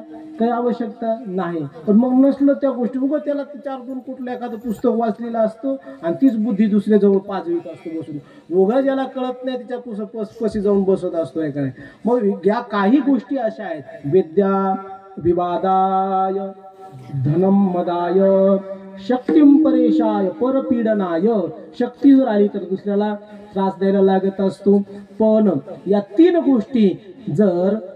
गोष्टी सद्गुरु बंगाली बाबाकडे आल्या, या तीन गोष्टी सद्गुरु वासुदेव महाराजांकडे आल्या, या तीन गोष्टी सद्गुरु मोतीराम महाराजांकडे आल्या, तर मग त्या काय झाल्या? त्या ह्या गोष्टी झाल्या. एवढी वास्तू या ठिकाणी उभं टाकली त्याचं एकमेव कारण ज्ञानाय दानाय च रक्षणाय. पहा, साधूकडे ज्ञान आलं तर मला वाटतं शेलापुरामधलं कोणत्याही अगदी आईसाहेबाला उठवलं तर ती भगवद्गीतेतला 12वा 15वा अध्याय म्हणायला मागे सरकणार हा. कारण का बाबांनी अगदी तुम्हा सर्वांना ते ज्ञान दिलंय. बाबांनी आम्हाला ते मार्गदर्शन केलेलं आहे. छोट्याल्या लेकरांना सुद्धा अगदी काय आहे ते काय शिकवले सगळ्या भगवद्गीतेची संहिता. आता खरंच तुम्हाला माझं असं अंतःकरणात अशी काही कापट्य भावना न ठेवता सांगतो, मला गोपी गीताची संहिता आणखी माझी झालेली नाही. आणि आता मला बाकीचा आपल्या आईसाहेब परिचय नाही, पण राधाबाईला जर इथं आत्ता माईकवर जर उभं केलं तर राधाबाई म्हणू शकताल का नाही? म्हणू शकतात. मला सांगा हे सगळं का? कारण एखाद्या महात्म्याकडे हे ज्ञान आलं तर त्या महात्म्यानं काय केलं? ज्ञानाय ते दिलं, दानाय जर द्रव्य आलं तर ते द्रव्य या स्वरूपानं उभं राहतं या ठिकाणी मंदिरासारख्या स्वरूपानं. आणि शक्ती जर आली तर स्वतःच्या आणि धर्माच्या रक्षणासाठी तो व्यक्ती या सगळ्या गोष्टीचा अगदी त्या ठिकाणी उपयोग करत असतो. म्हणून एखाद्या सत्पुरुषाकडे या तीनही गोष्टी ज्ञानाय दानाय च रक्षणाय खलस्य साधो विपरीत मेतद, खलापासून साधूकडे आलेल्या ह्या वस्तू त्याच्या विपरीत कार्य करायला लागत असतात. म्हणून या तीनही गोष्टी महात्म्याकडे शोभून दिसतात. मग जगद्गुरु तुकोबाराय परमात्म्याकडे मागत असताना म्हणतात, तुका म्हणे अंगी शक्ती देई नाचे रंगे. म्हणून ती शक्ती आपल्या ते एकदा संचार होऊ द्या. आणि उग आता हाताची घडी घातलेली, पाय वरी केलेला, इकडं तिकडे लक्ष गेलेलं, आता मंडपात आला का नाही, आणि थोडं सावध बसा. कसं बसा? सावधान. हा बसा थोडं सावधान. हा आपले हात गुडघ्यावर असावे, हाताची घडी घातलेली असावी, हातानं चटईचे दोरे काढलेले असावे. सिस्टीम वाले दादा म्हणतात आमची कम लुचकान करायला महाराज नाही का नाही, असं नाही काय का करू. मग या हाताने भजन करा आणि मुखाने नामचिंतन. विठोबा रखुमा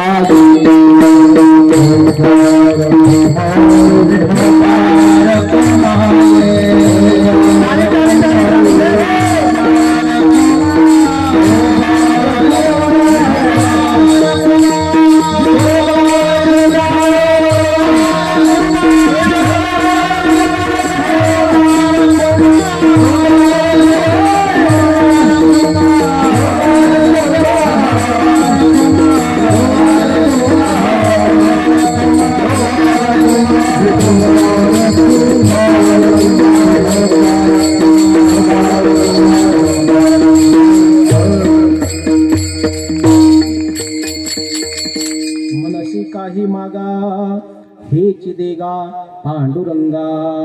काय काय द्यावं तर हरिदासाची घरी मज उपजवा, जन्मांतरी हेच देगा पांडुरंगा. संता लोटांगणे जाता लाज नको म्हणे हेच देगा. तुका म्हणे अंगी शक्ती द्या नाचे रंगीन हेची देगा पांडुरंगा. हे चरण आपण तीनही चरणाला अगदी फिरवून घ्यायचं आणि देवाला एवढंच म्हणायचं, देवा हेची देगा पांडुरंगा. देवा माझे अव्याहत तुझ्या भक्तीमध्ये माझी बुद्धी रत राहावी, माझं संपूर्ण शरीर तुझ्या चिंतनामध्ये अगदी आणि अव्याहत आम्ही जोपर्यंत या शरीरामध्ये त्राण आहे तोपर्यंत आम्ही तुझं भजन करत राहावं, एवढंच आम्हाला अगदी पाहिजे. यापेक्षा अन्य आम्हाला काही नको आहे. आणि हीच बुद्धी आपल्या अंतःकरणामध्ये सतत स्थिर राहावी म्हणून एवढी प्रार्थना आपण भगवान पंढरीश पांडुरंग परमात्म्याकडे करेल. आणि सद्गुरु मोतीराम महाराजांना अगदी एवढं म्हणून, महाराज तुम्ही ज्या स्थानावरती अगदी या परमार्थ करून पोहोचले, तुमच्या पाठीमागं आम्हाला सुद्धा अगदी त्या स्थानावरती घेऊन चला. या महात्म्याकडे आपण मागणी करू आणि आजच्या सेवेला या ठिकाणी विराम द्यायचा आहे. आपल्या सर्वांच्या प्रेमातून हरिभक्तपरायण कृष्णादादा असतील, किशोर भाऊ असतील, अव्याहत सेवा करणारे. बाबांनी मला त्यांची 4 वर्षापूर्वी गाठ घालून दिली ती. कोणाची? आपल्या मंदिरावरती जे सेवा करणारे किशोर भाऊ आहेत ना, कृष्ण महाराज, तुम्ही सुद्धा भेटला होतात. आणि बाबांच्या संबंधातून अगदी ह्या सर्व आपल्या सर्वांचं प्रेम आहे. आणि असंच प्रेम मला वाटतं इथून पुढं नाही का नाही राहू द्या. असंच आपल्या सर्वांचं प्रेम. असं काही नाही बरं का, मला तुम्ही कीर्तनाची सेवा द्यावी असं नाही. तुम्ही मला म्हणा विश्वनाथ महाराज तुम्ही या ठिकाणी झाडा, मी आत्ता कंबर सोडून काय करतो, कारण सेवा करायची आहे. याच्यातून आपल्याला काही मिळावं ही अपेक्षा अगदी जर असेल तर अगदी तो पारमार्थिक नाही बरं का, तो पारमार्थिक नाही. मग तो शुद्ध व्यावहारिक आहे. मग तो कोणी का असना मला काही घेणं देणं ऐका, म्हणून याच्यातून काही मिळावं असं नाही, आपल्याला भगवंताची सेवा घडते. महात्म्याच्या दरबारामध्ये आलो ना, आपला सहज परमार्थ घडत असतो, सहज अगदी त्यांच्या संगतीत असो. मी आपला जास्त वेळ घेत नाही. बाबांचा एक संकल्प अपूर्ण राहिला होता. कोणता? बाबांनी माझ्याकडे एक अपेक्षा केली होती. कोणती? ती म्हणजे नर्मदा मातेच्या परिक्रमेची. बाबांनी अपेक्षा केली होती विश्वनाथ, कारण मी 2 वेळेस नर्मदा परिक्रमा पायी केली होती आणि परत जायचं होतं. आम्ही पूर्ण नियोजन केलं, गाडी सुद्धा मी केली आणि बाबाला घेऊन जायचं ठरलं होतं. पण बाबांना त्यावेळेला भगवंतांनी बाबाला आपल्या जवळ केलं आणि त्यामुळं बाबांचा तो संकल्प अपूर्ण राहिला. पण बाबांचा तो संकल्प आहे, महात्म्याने केलेला जो संकल्प असतो तो अपूर्ण राहत नाही, काय का नाही. सर्व करी पूर्ण मनोरथ, महात्म्याचा संकल्प अपूर्ण राहत नाही. पाठीमागच्या वर्षी मुंबईच्या मंडळातली बरीचशी माणसं, जवळपास 35-40 माणसं आली आणि नर्मदा परिक्रमा बाबांचा तो संकल्प पूर्ण केला.